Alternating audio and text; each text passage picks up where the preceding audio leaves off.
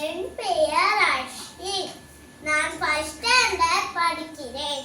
என் அப்பா பெயர் அருண். என் அம்மா பெயர் தமிழரசி. Happy management. இதிலிருந்து ஒரு திருக்குறளை நான் பாட போறேன். மனத்துக்கண் மாசு ஆதல் அனைத்து அற ஆகுல நீர பெற மனத்துக்கண் மாசு